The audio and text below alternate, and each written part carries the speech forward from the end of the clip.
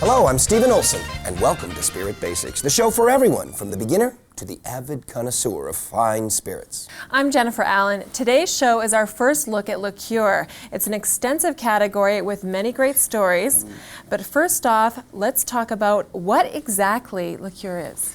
You know, Jennifer, I wish I could tell you exactly what a liqueur is, but I have to be honest with you, there's some confusion about that. There's no true definition to the word liqueur, and it's abused and misused all the time. But for the sake of this show, we're going to define a liqueur as a spirit that is both sweetened and flavored. Now, there are many important ingredients to the cocktail that are somewhat bitter or somewhat dry, and even though they might be slightly sweetened. For example, we have aromatized wine, we have bitters, we have vermouths, we even have amaros, which are digestivos. But we're going to separate those and talk about them in another episode. Liqueurs are sweetened, and sugar softens alcohol, so these become easier to enjoy.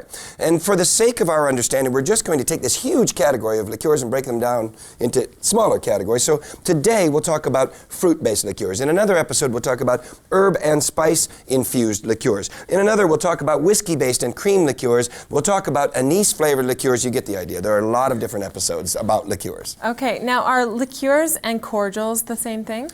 Liqueurs can be cordials. We use the word cordial, however, to describe the entire category of after-dinner beverages, which could include cordial cocktails. Now, as with most of the spirits that we've talked about, there must be a few myths and legends associated with liqueur as well. Actually, some of the greatest stories come from some of these ancient liqueurs. I mean, these date way back. For example, in medieval times, alchemists used to try and search for a way to find base metals into gold, and they'd add herbs and spices into their alcohol. Of course, they never figured that out, and so we got great liqueurs from that time period. But Goldwasser, to this day, is an homage to that period with flecks of gold in it, even though it's made from anise and caraway.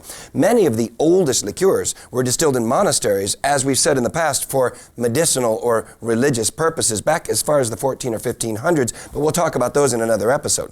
The first pure fruit-based liqueurs were probably curaçaos, dating back to about the 17th century even, and they later evolved into a category we call triple sex, including proprietary names like Cointreau or Vanderham from South Africa, which evolved into a special category of aged cognac-based oak barrel liqueurs, Grand Marnier, for example. Then there's maraschino, which is a very important liqueur for cocktails, and that's from the Marasca cherry, and yes, that is how it's pronounced in Italy, which is where it comes from. Well, now for his own unique look at fruit liqueurs, we turn to our master mixologist, Dale Degroff. Fruit, nuts, and herbal liqueurs have been an important part of the cocktail from the very beginning, major ingredient. And I want to read a little bit about the cocktail here from my own book, The Craft of the Cocktail. We don't really have an official birthday of the cocktail, and so a lot of us who have studied this have decided that we're going to give it an unofficial birthday, May 13th, 1806, because that is the day that the word cocktail was first used in print in a New York periodical called The Balance and Columbian Repository.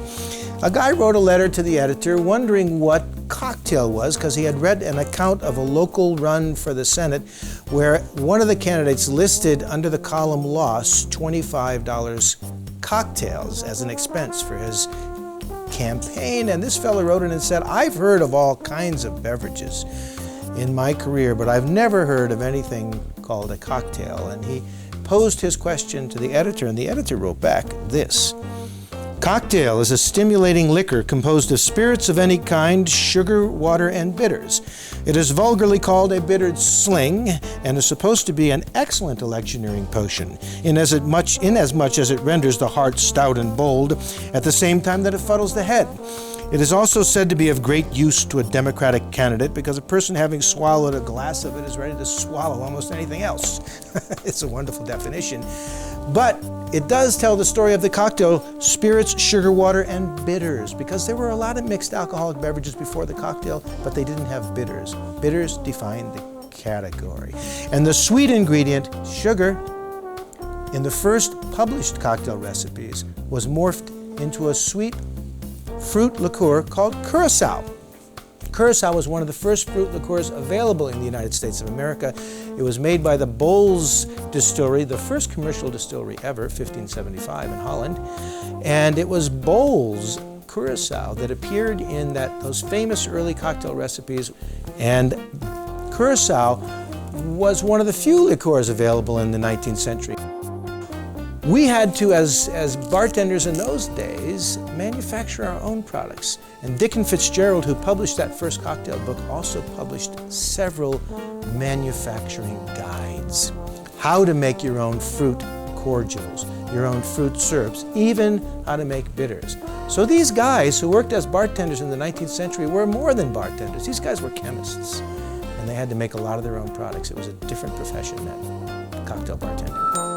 Up next, we'll find out how fruit liqueurs are made. And our spirit insiders, Morgen and Scott, take a trip to see what they can find out about liqueur. All that and more coming up when Spirit Basics returns.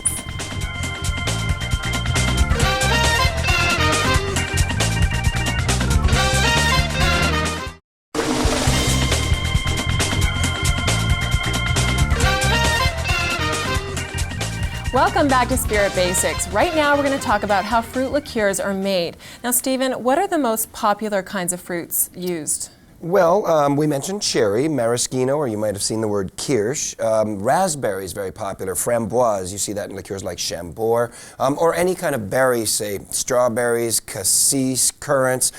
Orange, though, is by far the most popular. And it could be any kind of oranges, whether it be Curacao or mandarin or tangerine, or even Citrus bigardia, the wild Haitian orange peels that Grand Marnier uses in their maceration. But liqueurs can be made from any kind of fruit or berry, or should I say, every kind of fruit or berry, because they are, including the marula tree from South Africa even. Well, what kind of method is used to turn this fruit into liqueur? It's a great question. The first step is we have to extract the flavors from those fruits somehow. So there are many different ways we could do this, but most important we would probably say is maceration for liqueurs, and particularly fruit liqueurs, because we're going to put fruits in the spirit itself and macerate them. We're going to put whole fruits or parts of fruits. We could use infusion, which is normally used for herbs and spices, but certain fruits, where think of it like maceration, but more putting the flavors in. Then there's percolation, which means that we're cooking this mixture. But regardless of the method of extracting the flavors, we always want to redistill, because then we're making sure that the flavors are integrated with the alcohol. And some of the most special liqueurs are even aged in oak barrels. Well, for an even deeper look at how fruit liqueurs are made, we turn now to our spirit guide. Okay, let's say you walk into a retail store and you ask for a fruit liqueur, and that retailer sends you to that wall of other, all the stuff they don't understand really, and you look at that wall and half the stuff there is actually bitter. Well, we're looking for a nice, soft fruit liqueur. In this case, let's pretend it's Grand Marnier. And what are you actually getting? Well, you're getting something that's built on orange flavors from a particular kind of orange, and that's built upon a tradition of orange Curacao, which becomes triple sec because it's drier, which becomes Cointreau because the Cointreau brothers go there and they make a slightly elevated version of that, until finally you have the Lapostole family saying, oh, let's kick that up a notch and let's go to orange peels that are actually steeped in cognac and then distilled one more time and then aged to get really, really intense.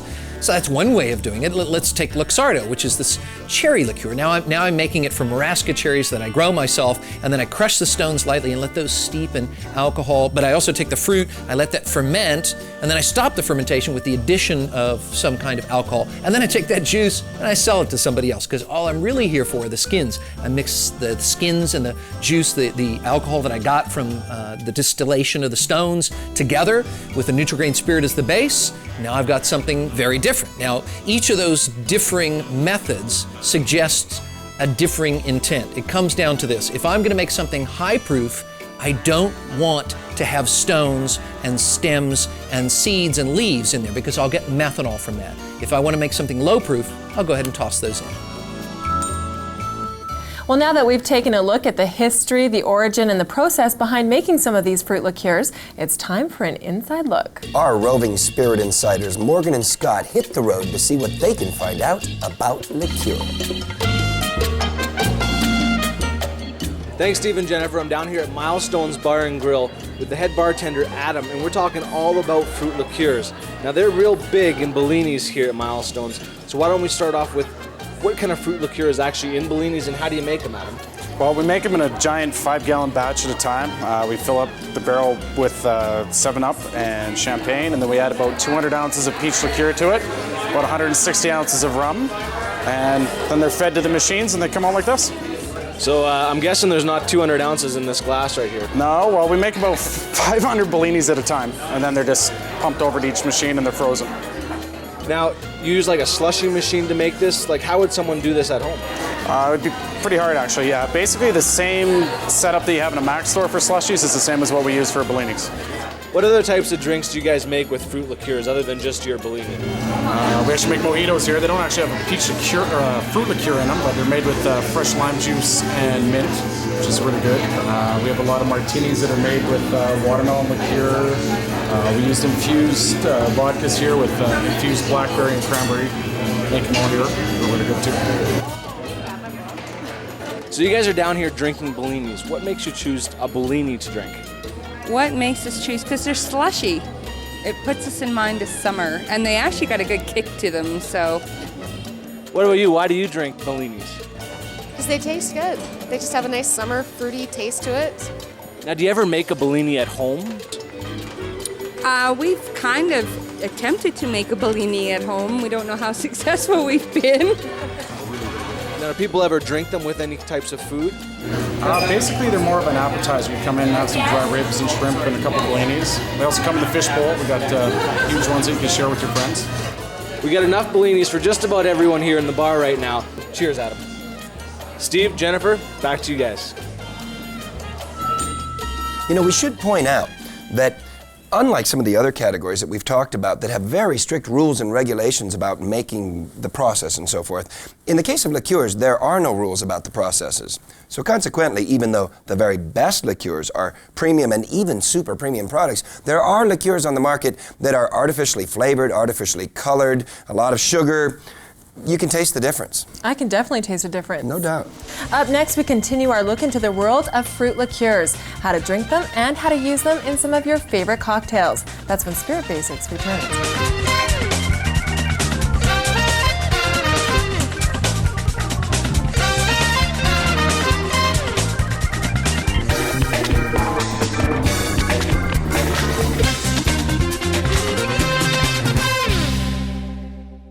Spirit Basics is brought to you in part by Willow Park Wines and Spirits.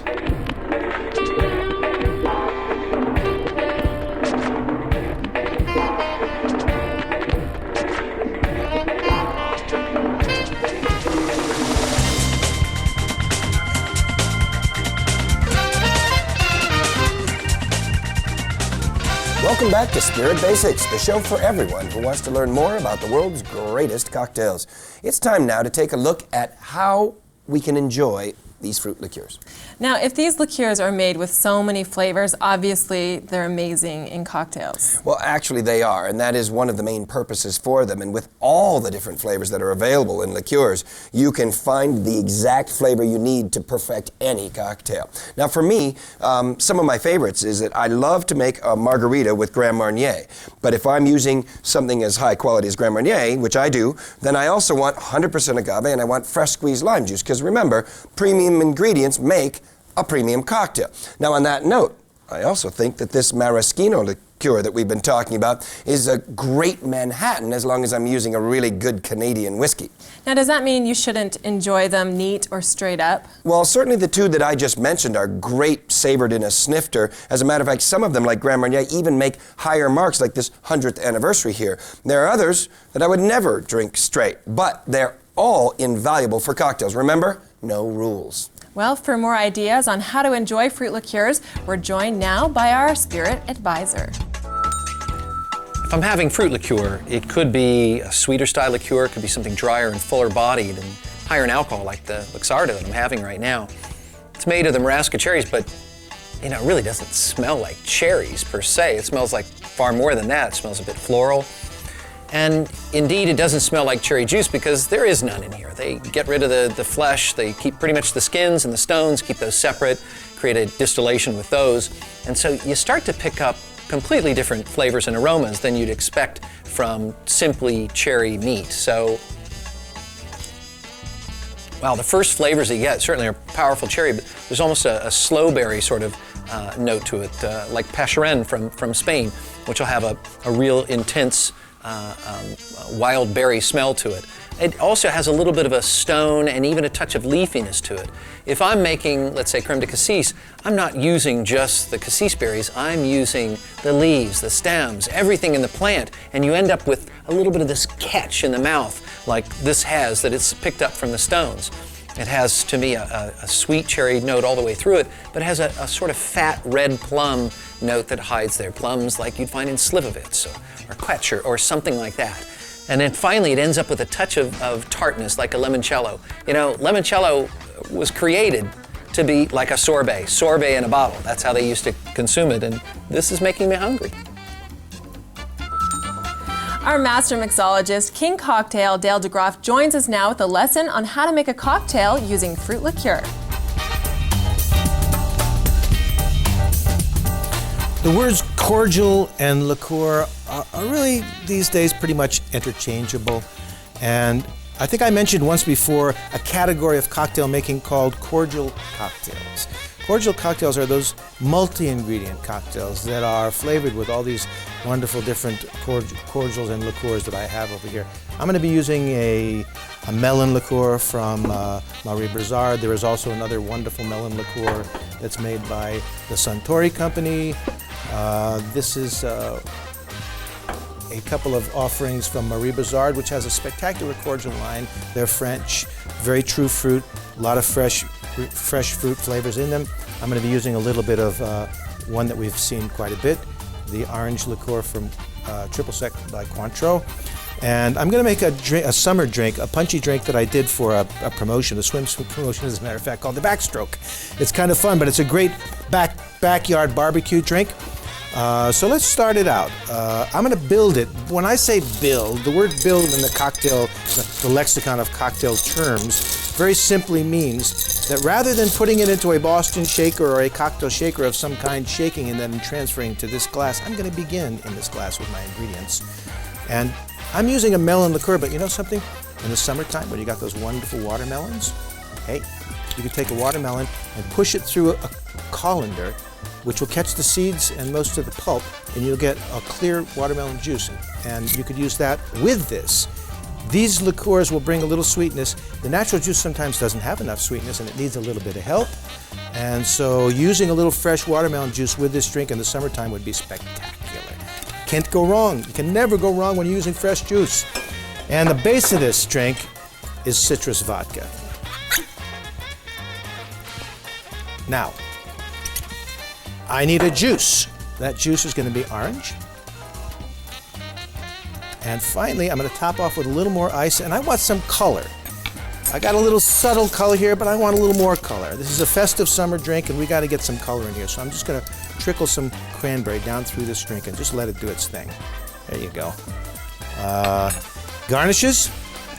We're going to take a little bit of orange. Which actually, that's too big. Let's use a half. This is considered a chimney or Collins glass. Great looking glass for summer punches. And I'm going to put a little bit of orange in there, just slightly so the peel comes out a little bit. I have these little thin, paper thin pieces of lime. I'm just going to put it right on the inside of the glass so that you see it right through the glass. There we go. Let's have a sip. Yeah, a couple of long, thin straws. Steve, Jennifer, back to you. Dale whips up another great cocktail. You may have noticed that he used a flavored vodka and a couple of liqueurs. And just to avoid any confusion, although flavored vodkas and flavored rums could fall into our definition of liqueur by the fact that they're both flavored and sweetened, we handled both in their own episodes, and we don't normally consider them liqueurs. Well, good to know. Up next, we head to the kitchen to see what kind of recipes we can come up with using fruit liqueur. That's when Spirit Basics returns.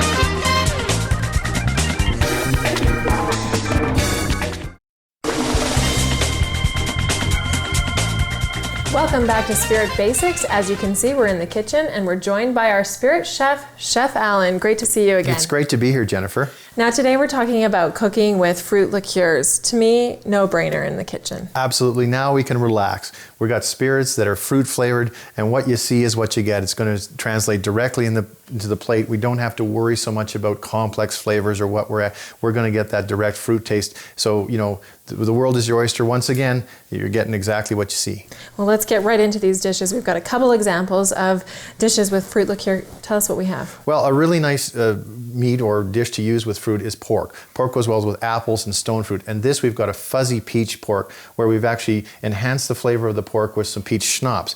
And we've actually thrown 2 halves of peaches into the pan and caramelized them. So we have a really nice combination of taste, and pork's an excellent meat to use for that type of flavor. Now, are there any rules as far as using fruit liqueur in a dish? I see you have peaches in this dish, and you've used peach schnapps in that. Is it okay to double up, or can you mix and match and have a little bit of fun? Well, it depends on what you're shooting for. If you want just the one flavor and you want it really strong, there's no penalty for piling on. You can put peaches on peaches. But the other thing about using these liqueurs is they can enhance other flavors and other fruit flavors. So for example, the second dish we have here is apple shrimp. So we've got apples with shrimp. You wouldn't think necessarily that would go, but we've added some chambour, which has a raspberry taste and a little bit of sugar to it, and it brings up the taste of the apples. It makes them less acidic. And as you know, some seafood, for example, salmon with brown sugar or shrimp with sugar goes really, really well. So what we have is we've used a combination of tastes, apple and raspberry. And you can actually smell the raspberry and the apple and the peaches coming off of this. It's got an amazing scent coming off of these dishes. Just one more bonus of using these is in addition to taste, you get beautiful scent. Now, I would think also using fruit liqueur, great with desserts. Right, and in fact, what you can use these for, again, you can mix and match. So macerating or soaking things like strawberries in some different liqueurs like lemon or raspberry or peach really brings out the sweetness and flavor of that berry. But you can also add these to things that will hold their own taste, things like whipping cream or mascarpone cheese. Beautiful ways to bring up flavor and hide a little bit of flavor in your dishes. Well, I can't wait to try some of those ideas out. If you'd like to try these dishes at home, all you have to do is log on to our website for the recipes. Over to you now, Stephen. Thanks, Jen. You know, there are so many great classic recipes in the kitchen made from classic liqueurs. But that's it for this edition of Spirit Basics. On our next episode, we are going to take another look at liqueurs, but this time we'll focus in on the herb and spice-infused liqueurs. I'm Stephen Olson, and for Jennifer Allan and our entire team here at Spirit Basics, see you next week. Santé.